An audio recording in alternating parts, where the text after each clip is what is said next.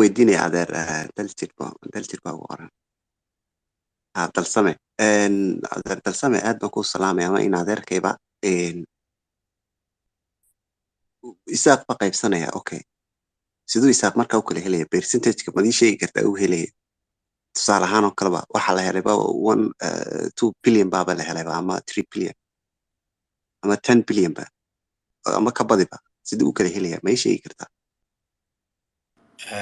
cabdishakuurow adeer waad mahadsan tahay adeerkaa baan ahay arrintaasi waxay la mid tahay qofka waxa su-aasha ay weydiin kara qof aaminsan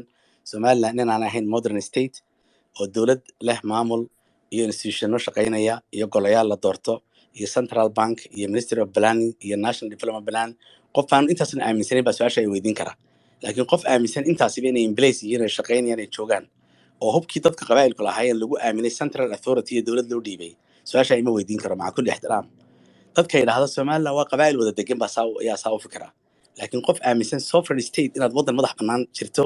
ood ilaa 18 centurygii soo dagaalamaysay oo genocide kasoo bilaabmay ilaa maadmulla sidaa ima weydiin karo ama ixtiraam badan iyo qadarin kuu haya marka dowlad baynu nahay dal jiraynu nahay qaran baynu nahay dowladdeenu aaminay ayaa inoo samaysay national development plan balaankaas ayaa lagu garanayaa meelaha baahiyahu ka jirto iyo mudnaanta koowaad iyo hortebinta iyadaa lagu aaminay masiirkeena iyo mustaqbalkeena ayaa inoo maamulaysa ma aha reero geel soo dhacay oo la kala qaybsanaya maaha bahasho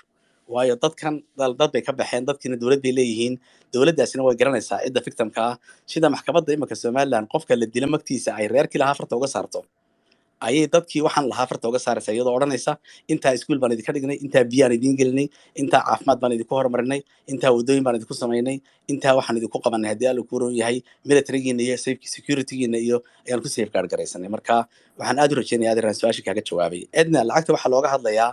compensationka iyo magdhowgu waxay guul u tahay amba ay u tahay rajagelin dadaalka aad wadaan ee ah inay iman doonto maalin la helo ummadda wixii laga dhacay oo laga soo bilaabo budgetkii ingiriisku inooga tegay 6 bilood ee xamar loola cararay in la soo celiyo weeye 21 sane ay haysteen militariga iyo 9kii hore civilianku ay haysteen ee aan unionka beenbeenta ah lacagtii oo dhan baa la soo celinaya marka way ka badan tahay waa trillions weeyaan waxaynu koobi karana maaha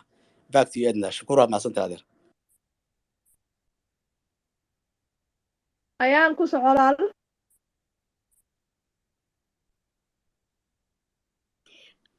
Edna, just give it to Khadija. I'll come after her. Yes, because I'll be short. Thank you, Ayan. Khadija here. Hi, Khadija. Hi, walaalo. Waxaan ku darayaa adeer darsami kale wuu ku sharaxay Cabdishakuur oo walaalo waxa weeyaan Somaliland isaaq genocide isaaq baa lagu sameeyay isaaq looma kala aabo yeelin qabiiladaha haddaad rabtid in la yiraahdo qabiilkaasa wax badan loo badinaya kaasa waa loo yareynaya adeerte taasi waxa weeyaan siyaasaddiini dhexdiinindi ku jirtee genocide-ka taas kuma jirto waxa weeyaan genocide-ka isaaq baa lagu sameeyay isaaqna uma kala yareyn yacni dadka waxa lagu dilayay oo lagu eryanayay oo loogu dhacayay magaca isaaq whoever kuwa caloosha ku jira ayaa laga soo dooxayay calaasha naagtan waxay sidaa ilmo isaaqa ayaa loo dilayay dumarka caloosha looga soo dooxayay ilmaha so ha ka dhigina ha politics ha bilaabina inaad politics gareysaan isaaq genocide haddana ha bilaabina inaad siyaasad iyo qabyaalad ka dhigtaan taas wandika yacni please iska jirataa kolley iyo sida ay hablaheennan wanaagsani u wadaan hawshu way yara kala duwanaanaysaa talsame aan kuu sheego qaabka maanta somaliland wax u qaybiso dad reer somaliland aan ku qanacsanayn marka kolley horta taas qaybsigaas wax noqonayaa waqti dambuu noqonayaa haba la qaybsado waqti dambuu noqonayaa laakiin qaabka maanta somaliland dad baan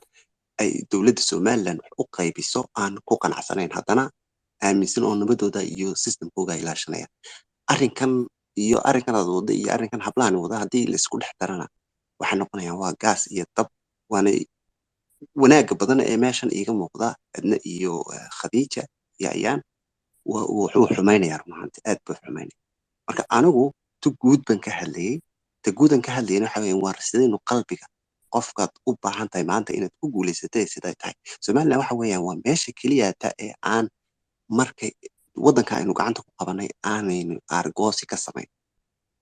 argoosi kamaynu samayn hadday noqoto beelaha harti hadday noqoto beelahan samaroon